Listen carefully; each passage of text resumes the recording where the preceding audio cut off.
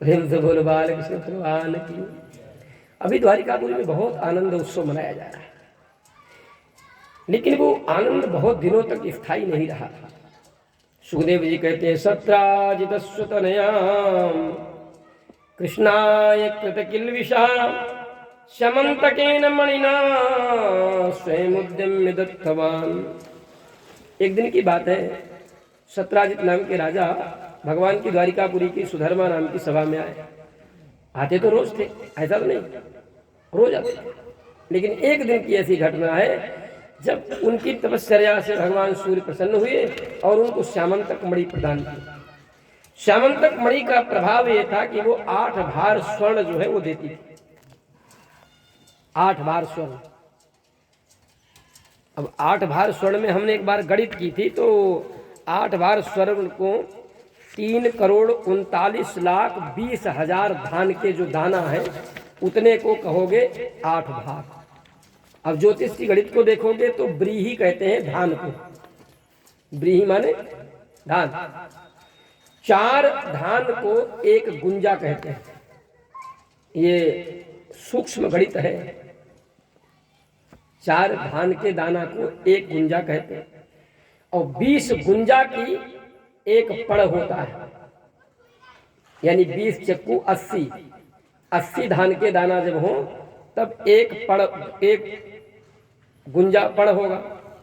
160 पड़ का 1 धरण होगा, और 2180 धरण का 1 कर्ष होता है, और 1280 का 1 कर्ष, और 2120 कर्ष का 1 पल होता है, और एक पल गुणे 100 बराबर 1 तुला होती है।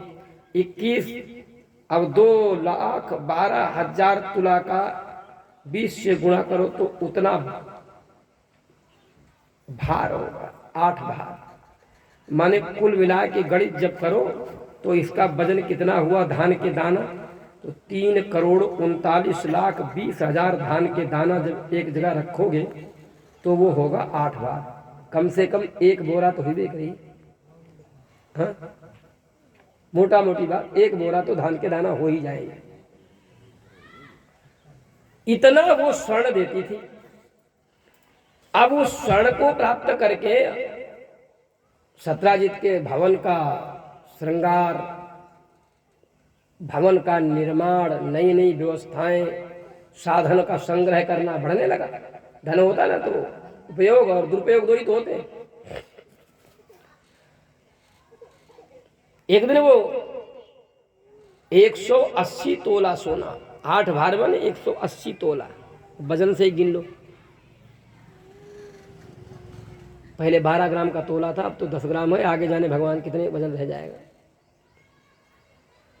उस श्यामंतक मणि को पहन करके वो जब सुधर्मा नाम की सभा में आया, इसके पहले तो मणि थी ही नहीं।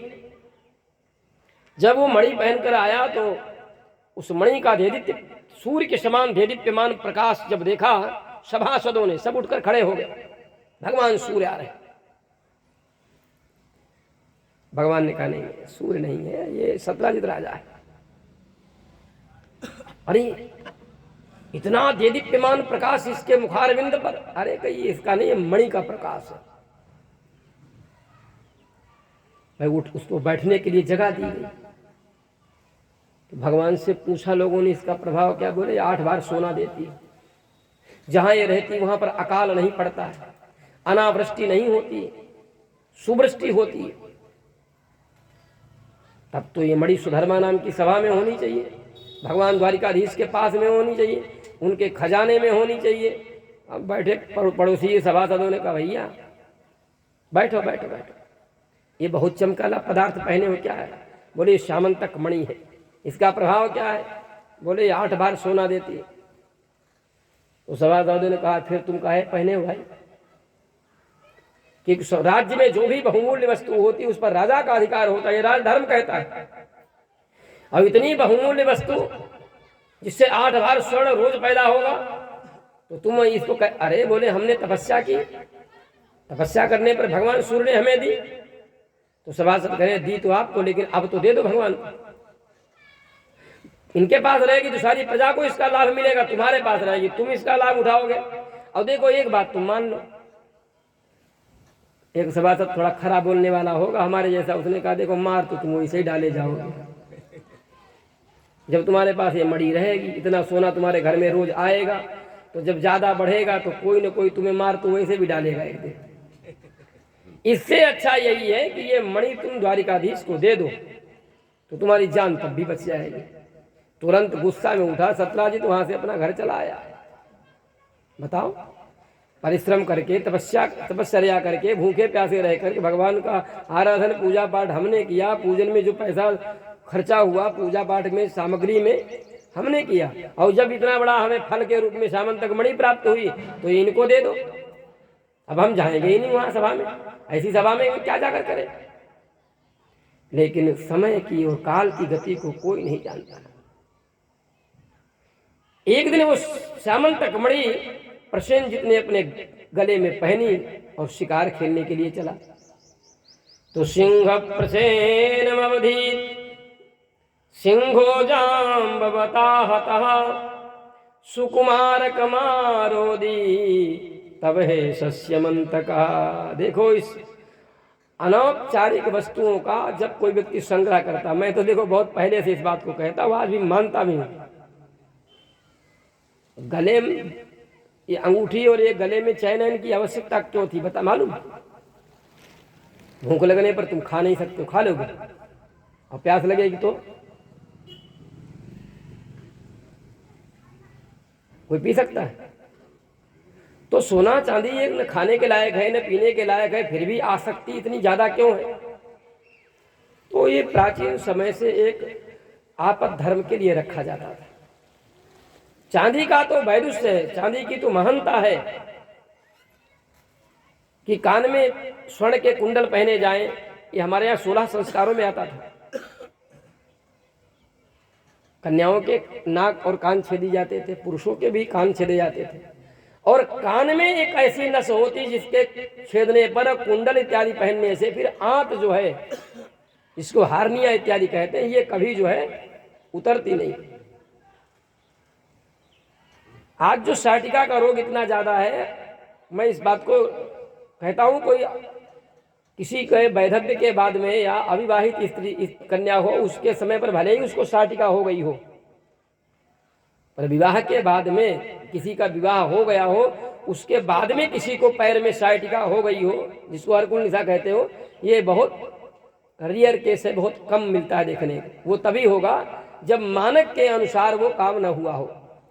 जैसे आजकल फैशन चल गया ना, एक ही बिछिया पहने,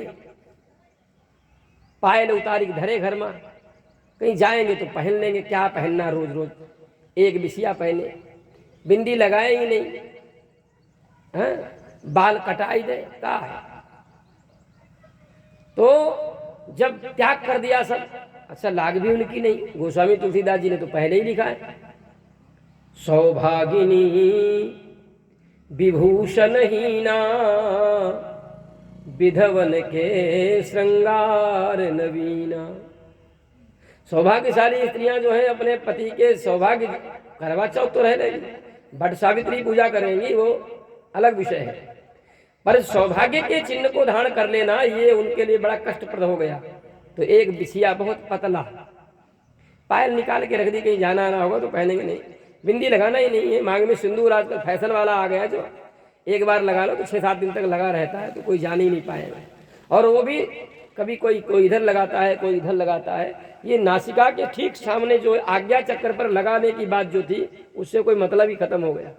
क्यों यहाँ पर लगाया जाता था? और सिंदूर भी, सिंदूर माने जो पारा से युक्त पीला वाला होता था, जिसको बंधन कहते हैं, जो हनुमान जी को चढ़ाया जाता है आज के डेट में।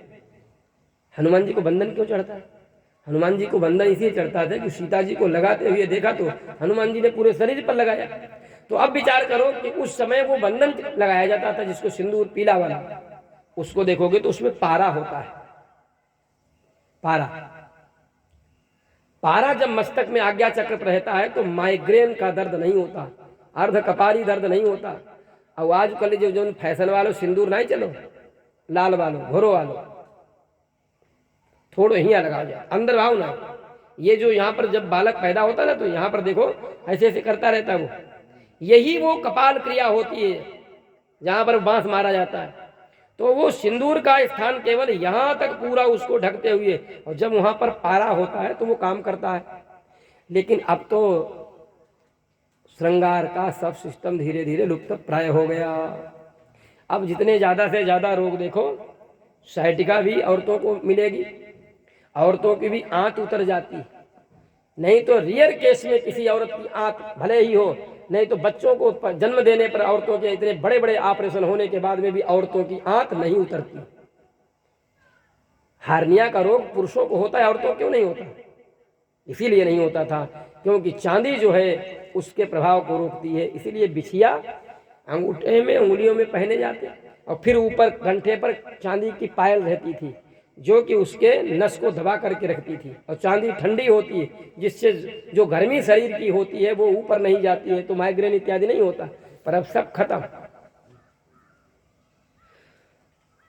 तो जब प्रसेनजित उसको पहन के गया तो शिकार की इच्छा से, तो वहां पर सिस्टम बदल गया, क्योंकि मारने वाला और मरने वाला ये दोनों भगवान ने निर्धारित किए, कौन किसको मारेगा, कौन मरेगा, कौन मारेगा।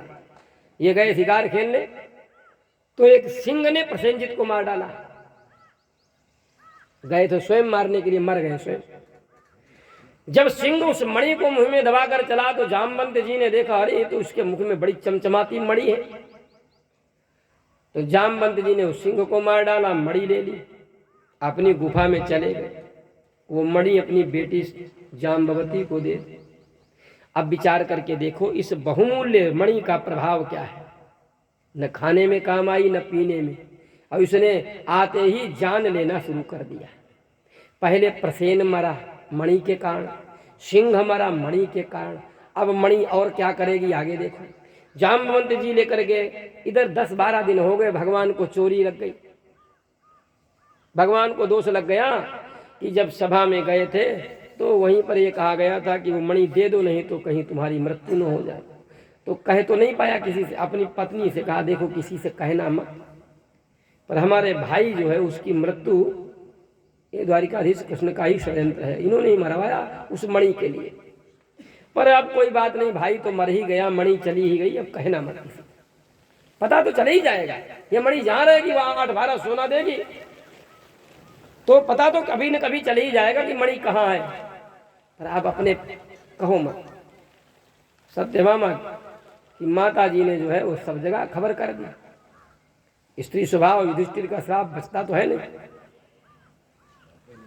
हाँ? एक दिन जब भगवान के पास में खबर पहुंच गई तो भगवान ने प्रायश्चित करने का विचार किया, इस कलंक के प्रायश्चित करे। सैनिकों को साथ में लिया, सामंतक मणि की खोज की, तो जंगल में देखा कि प्रसेन मरा पड़ा हुआ, घोड़ा मरा पड़ा हुआ है, सिंह भी मरा पड़ा हुआ, पर मणि नहीं। आगे भालू के चिन्ह बने हुए हैं पैरों के, तो भगवान उन चिन्हों को पकड़ कर गए, तो गुफा में भगवान प्रवेश किए, सैनिकों को रोक दिया, तुम यहीं रहो। भगवान अंदर गए तो वहां पर जाम्बवती जो है जामवंत की बेटी, वो उस मणि के साथ खेल रही। तो भगवान ने जाते ही पहले मणि छीनी। जब मणि छीन ली तो वो रोने लगी। जब रोई तो जामवंत जी सो रहे थे, आ गए, कहे पिताजी इन्होंने हमारी मणि वो खिलौना ले लिया। अब जामवंत जी इधर न उधर, धात्री चुकोश भीतवत, भयभीत देखा अपनी बेटी को। तो जामवंत जी जो है भगवान के साथ युद्ध करने लगे। अब स्थिति ये हो गई कि दिन में तो युद्ध चलता था और रात में सब खा पी करके सोते थे उसी गुफा में। सोचो उस समय धर्म युद्ध होता था। भगवान जाम्बवंत के साथ उसी गुफा में रह रहे रात में, और दिन में लड़ते थे उन्हीं से। आज की स्थिति में कोई ऐसा हो तुम्हारे घर में आए, दिन में तुमसे लड़े और रात में फिर तुम्हारे घर में सोए, तो तुम रात में गर्दन नहीं काट दोगे? अरे हमारे घर में हो, हम ही काट देंगे भैया, नहीं काट देंगे। हमारा शत्रु हो, हमें मारने आया हो और हमारे घर में हमारा ही खा पी के रात में जब सोएगा तो। परंतु पहले धर्म युद्ध था, ऐसा होता नहीं। सैनिक जो बेचारे खड़े रहे 10-12 दिन, फिर भाग के द्वारिका गए, बोले वो ऐसी ऐसी घटना हुई, वो कृष्ण गुफा में गए, तब से लौटे ही नहीं। देवर्षि नारद जी ने वसुदेव जी को जाकर बताया और देवी भागवत की कथा सुनाई, जिसको कहते हैं अम्बा यज्ञ। यज्ञ प्रारंभ हुआ। उस यज्ञ का फल यह हुआ कि 9वें दिन जब भगवती जगदम्बा की पूजा हुई तो देवर्षि नारद ही उसके व्यास थे, कथा के व्यास के पद पर नारद जी कथा सुना रहे थे। आशीर्वाद रूप में, फल के रूप में नारद जी ने अपने यजमान वसुदेव जी को और देवकी को पुत्र प्राप्ति के लिए आशीर्वाद दिया। इधर भगवान कृष्ण ने युद्ध करते हुए और जाम्बवंत जी को जब पूर्ण परिश्रम कर दी, थकित कर दिया, 28वें दिन, 27 दिन युद्ध चला और 28वें दिन भगवान ने मार मार के घूसा। उनको जब शरीर से पसीना पसीना निकल गया तब बोले, महाराज अब मैं पहचान गया, अब मैं पहचान गया, आप कोई साधारण पुरुष नहीं हो, आप राम हो, दर्शन दे दो। तो भगवान ने उनको राम लक्ष्मण सीता के रूप में दिव्य अपने स्वरूप का दर्शन कराया। ये हरिवंश पुराण के माथुर खंड की कथा है। ये यद्यपि जाम्बवंत की पुत्री थी, पर ये ऋक्ष की तरह नहीं थी, ये देव कन्या थी जाम्बवती। तो श्यामंतक मणि भी भगवान को दी और अपनी बेटी भी कन्यादान कर दी। भगवान द्वारिका आए, कलंक से निवृत्ति के साथ में भगवान ने वो मणि सत्राजित को बुलाकर प्रदान कर दी। भाई दोष तो आपने लगा दिया, लेकिन हम इसके दोषी नहीं थे। अब बात ये आई कि भगवान को ये दोष क्यों लगा। तो स्कंद पुराण में भगवान ने इस बात को स्वयं स्वीकार किया है। मया भाद्रपदे मासे चतुर्थ्यां चंद्र दर्शनम गोस्पदाम्बुनि वैराजं कृतं दिवम पश्यतः। हमने भाद्रपद महीने के शुक्ल पक्ष की चतुर्थी के चंद्रमा को देखा, इसलिए हमको ये कलंक लगा, तो उसका निस्तारण हो गया। अब भगवान के कितने विवाह हो गए? एक दृष्टिकोण से देखा जाए तो पहला रुक्मिणी के साथ, दूसरा जाम्बवती के साथ में। लेकिन सत्राजित अपनी पत्नी के साथ में विचार करता है कि देखो हमने कलंक भी लगाया, लेकिन भाई की मृत्यु का कारण और था, ऐसा करो बेटी का विवाह कर दो तो शायद कुछ दोष में लघुता आ जाए, समाज में हम भी तो जी लेंगे। तो विवाह जो है तैयारियां की, भगवान को अपनी बेटी का विवाह कर दिया। ये भी पृथ्वी का ही अवतार है। तो सत्यभामा के साथ में भगवान का विवाह हो गया। अब कितने हो गए? 3। दहेज में मिली श्यामंतक मणि, भगवान ने वो भी लौटा दी, हम नहीं लेंगे, खतरे की घंटी अपने पास में खाए रखे। लेकिन इधर क्या होता है कि उस मणि के प्रति शतधन्वा और कृतवर्मा और अक्रूजी, हालांकि अक्रूजी इसमें इन्वॉल्व नहीं रहे, जब उन्होंने देखा तो खतरा है तो वो थोड़ा पीछे हट गए। लेकिन शतधन्वा और कृतवर्मा ने मणि के लिए भगवान द्वारिका से हस्तिनापुर आए पांडवों के यहाँ, और इधर इन दोनों ने मिलकर के सत्राजित का वध कर दिया। काहे के लिए? मणि के लिए। समझते जाना, ये मणि हमारे तुम्हारे घर में अगर हो ना, हाँ, तो चाहे घर में खाने को न हो, लेकिन गार्ड लगाने पड़ेंगे। और एक दिन ये भी खतरा है, हो सकता है वो गार्ड ही मार के वो मणि ले जाए। कोहिनूर हीरा भारत में था, उसकी स्थिति जानते हो? पाया किसने? उसको एक मारा गया, फिर उससे वो कौन ले गया, फिर उससे कौन ले गया, फिर राजा के पास में रहा, और राजा के मरने मार करके भी अंग्रेज ले गए। और वहां भी वो क्या कर रहे हैं? बर्फ थोड़ी पा रहे हैं। अरे भाई खाने पीने की चीज तो है ही नहीं, वो रखे ही रहो धरोहर में, उसको म्यूजियम में। हालांकि इसमें मोदी सरकार में ऐसा कुछ समझौता हुआ है। एलिजाबेथ जो इंग्लैंड की रानी है, एलिजाबेथ पंचम या चतुर्थ जो है, उन्होंने संधि के तहत वो हीरा देने के लिए कुछ कहा है। अब जो भी हो, जब आ जाए। जैसे राम मंदिर के विषय में हम सोचते थे कभी कभार कि भगवान टूटा तब तो हम नहीं जा पाए, लेकिन हमारे जीते जी बन जाए, तो भगवान कृपा से बन तो गए ही है। ऐसे ही हो सकता है कि जीते जी कभी ये भी इतिहास पढ़ने को मिल जाए कि वो हीरा लौट आया, लेकिन वो किसी काम का नहीं है भैया। आ भी जाएगा तो किसी न किसी म्यूजियम में ही रखा रहेगा, और दूर से देखने को मिलेगा वो कोहिनूर रखा है। सत्यजित को मार दिया गया। जब सत्यभामा ने और माता जी ने, उनकी सास जी ने रोकर भगवान के पास संदेशा भेजा, तो भगवान इधर दूसरा व्यवस्था कर लिए। इधर सूर्य की पुत्री कालिंदी के साथ में भगवान ने विवाह कर दिया। लौटकर वहां से आए, अपने ससुर के हत्यारों को पीछा किया। तो जब ये भगे तो इनको, कृतवर्मा को और शतधनवा को मारा, लेकिन श्यामंतक मणि नहीं मिली, क्योंकि इन्होंने मरते मरते अक्रूर जी जो तीर्थ यात्रा करने गए थे वो काशीपुरी में थे। इन्होंने काशीपुरी में अक्रूर जी को श्यामंतक मणि दे दी, लेकिन मारे गए बेचारे, मणि नहीं मिली। अब सोचो कितने मरे, प्रसेन, घोड़ा और वो सिंह, 3। उसके बाद में सत्यजित मरा, उसके बाद में कृतवर्मा, शतधनवा मरे। भगवान ने फिर देखा, चाचा जी अब तो बता दो वो मणि कहाँ है। अक्रूर जी ने कहा ये क्या है, मेरी पोटली में बंधी है, ये ले जाओ कन्हैया। भगवान बोले ना ना, चाचा जी तुम ही रखो।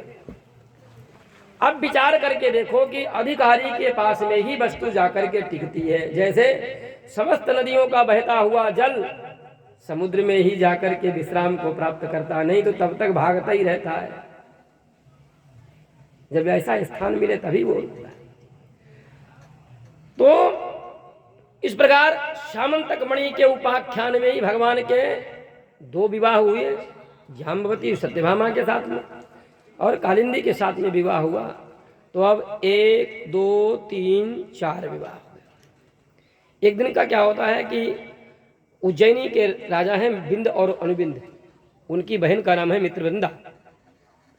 वो राजाधिदेवी की बेटी है, जो भगवान की बुआ की बेटी है, और उसके साथ में भी स्वयंवर में भगवान का उसने वर्ण किया, तो एक विवाह ये भी हो गया।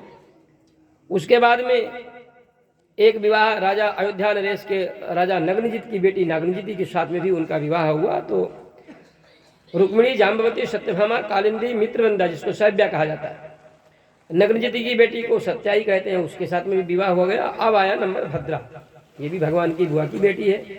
लक्ष्मणा के साथ में भगवान का विवाह हुआ। ये 8 विवाह भगवान की अष्टपटरानियां हुई। भैष्मी, जाम्बवती, भामा, सत्या, भद्रा च लक्ष्मणा, कालिंदी, मित्रवृंदा च तृतीष्टो उपक्त महास्त्रिया, ये 8 पटरानियां भगवान की हुई। अब तो मानो समस्या का हल हो गया, लेकिन इतना भी ज्यादा नहीं